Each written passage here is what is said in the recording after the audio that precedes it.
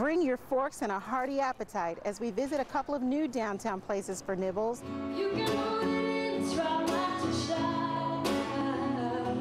as well as some interesting ones that have been around a little longer.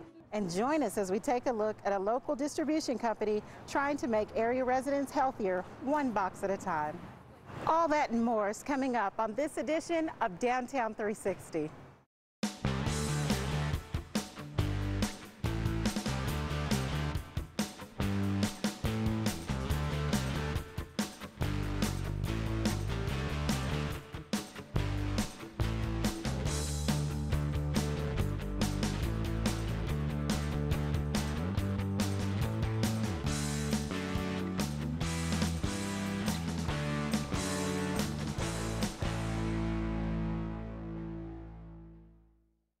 Hi, I'm NNEKA Moseley. Welcome to Downtown 360, a show about some of the fun, quirky things happening downtown. This episode's for the foodie in all of us. Many of you may have already been to one of the city's farmers markets, but did you know that there's a way to get some of the fresh, seasonal vegetables delivered to you each week? Here's what one local company's doing to bring the farmer and the customer closer together. We have arugula. Here's a green zebra. It's a pretty full box this week. BEREA is sorting through one of Grasshoppers' community-supported agriculture boxes. A traditional CSA is where a customer invests in a farm by giving a sum of money up front, and the farmer uses that to cover all of their input costs for the year, and then the customer gets a return on that investment in vegetables. Small-scale local farming can oftentimes be unpredictable.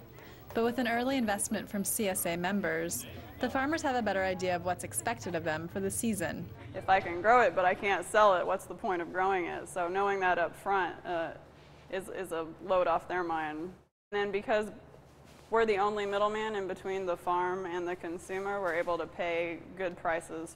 And customers get the freshest, all-natural produce, protein, and dairy. One box will feed a family of 4 if they're not a vegetarian family for a week, and that comes out to about less than $6 a person per week for 26 weeks, which you can't shop organically for that in the grocery store. Okra, okra! CSA members can pick up their boxes at one of 3 locations. Hey, how are you? This one is in front of Slugger Field and home to one of Grasshopper's largest clients. We get all kinds of crazy different things in here that we like to play around with. It's like opening a present every day. As a Kentucky native, Jay Denham enjoys the challenge of using local, seasonal items. We do dairy, produce, eggs, cheese. Just this week I got 2 hogs from them. And here, nothing goes to waste. That's all the head cheese right there. I can use the different parts of an animal in both restaurants. Some of the whole loin we use over here on Park Place side, and some of the lesser cuts we can use for burgers and different things at Brownings. He tries to pass on his enthusiasm for local seasonal products to his customers. I think the hardest part right now is to get people to eat what's in season, and to change with the seasons and to really enjoy what Kentucky and the surrounding region has to offer, how good the products are. Country boy can survive.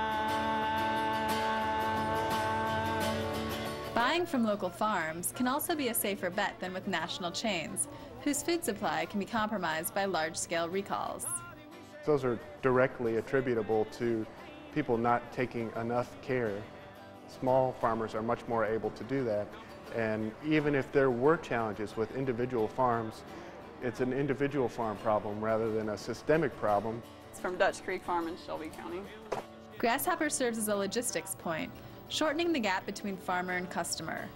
It also helps simplify product delivery, cutting down on travel time and resources. The same's true on the end where the stores and restaurants are. They get one invoice, they get one delivery, they make one phone call, and they can get everything they need. And directly supporting local farmers is also supporting our local economy. It's great to be so able and so close to the folks who eat the food you grow. Now that we've gotten you all excited about eating your veggies, let's move on to some of the other parts of a meal. Wine or bagels, anyone? It's been very well received, and business has been great from everyone. Eric Hayner's talking about his wine shop, located in the converted Theater Square building on 4th Street. There's a lot of good wines and bourbons that people haven't come across to fit all occasions and to fit all budgets, and we like to feature those. Not only does he own Theater Square Wine and Spirits, but he's a partner in the Theater Square Marketplace development and helped to create the space. A lot of people have lived around here, and there's no services to support their daily life without having to go out to the suburbs, and so that's how we came up with the marketplace idea, to have a variety of businesses to serve, not only the people that live in this area, but also the hotel guests. It took us about 2 to 3 months to come up with the concept, and then from that point, it's a matter of putting it down to paper and determine which spaces were best for which businesses. Tenants have been moving in as the space is ready. A florist and Nancy's Bagel Box were among the first. An opportunity came up that was just too good to pass up. Yours is going to be 408, please, out of 5. This multi-business building is just really neat. And this part of Broadway and 4th Street needed some options for people that work and live around here.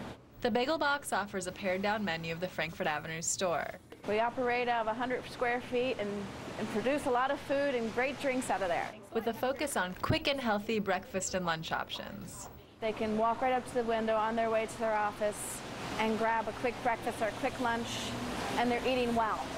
The shops are gradually picking up customers, and plans are underway to expand the marketplace to include a gourmet market, bistro, and yoga studio. The city's been very excited about this project here, and they recognize it's something that provides essential services to people who live and work downtown, and we've kind of fit into that niche. They've been a great partner with the development of this project.